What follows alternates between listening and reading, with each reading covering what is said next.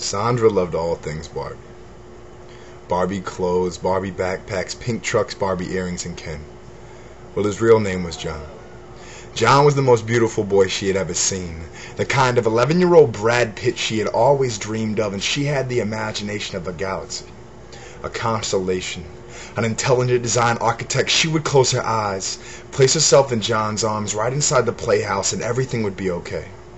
They took imaginary trips to Cancun. She loved the travel channel because the sound of the ocean acted as seashell headphones, the noise-canceling kind that would drown out the sound of a disintegrating marriage in the background. She would never have a husband like him, never get a divorce, never have to agree with the wife-beater he wore so proudly, because princesses don't just live.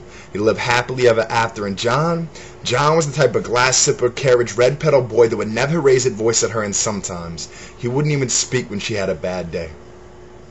Just pat her hand, kiss her forehead, and hum some song his mother used to sing to him. This was a fairy tale. At age 10, this was a fairy tale. The closest thing anyone could ever get to a fairy tale. Sandra was 10 years, 11 months, and 28 days old when she lost her innocence, and all she could remember from that night was the smell, the whiskey on his breath, the aftershave, almost like he tried to razor blade his sins away 5 minutes prior to damnation. The nauseating aroma of blood and semen poisoned her vocal cords and sin-coated her ribcage. Sandra was 10 years, 11 months, and 28 days old when her stepfather raped her, and all she could think of was John, that she would never be able to be with him or hold his hand again or play with Barbies, because princesses don't just live. They live happily ever after. And what kind of prince would want her now? Sandra was 10 years, 11 months, and 28 days old when she lost her imagination, lost that twinkle in her eye, and she doesn't watch the Travel Channel anymore, doesn't watch sunset. She just sits and stares, doesn't like the print dresses she used to wear because she feels like a slut in them. You have never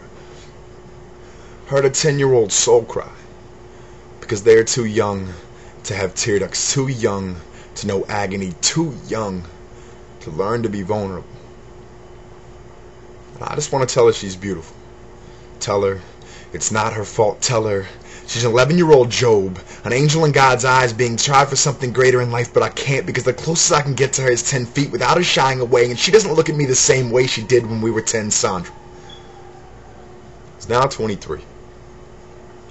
She can't drink whiskey, can't be too close to anyone who does, never travels, never smiles, never experiences the side-splitting laughter of our childhood. Sandra doesn't have any mirrors in her house, doesn't like to be alone, doesn't like shadows, and still sleeps with a light on. Sandra is a walking reflection of everything cowardice in men, everything grotesque and meaningless, the blank stare in a bus window.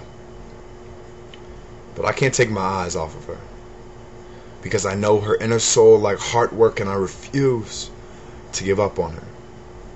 She is a walking sleeping beauty, a Cinderella with a work ethic, an inspiration to every stepdaughter who is made to feel ugly. And I can't give her childhood back, but I haven't forgotten what it's like to play dress up. I still live in a world where 10-year-old girls with a starlight twinkle in the eyes of their fathers, and beauty, real beauty, is found in the silver lining of her soul, and no one, no matter how masculine or evil, can take that away from her.